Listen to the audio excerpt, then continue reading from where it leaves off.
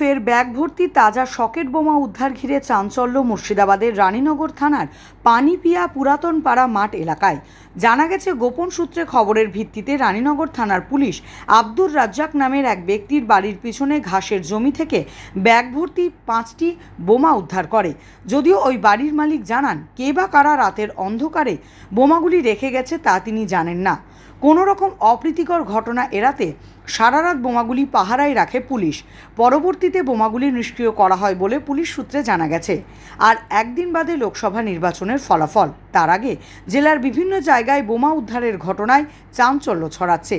ঘটনার তদন্ত শুরু করেছে মুর্শিদাবাদ জেলা পুলিশ। ওরাও লাইট মারিয়া ব্যাগে বম আছে দেখাইলো, যেই দেখেন এইখানে বম।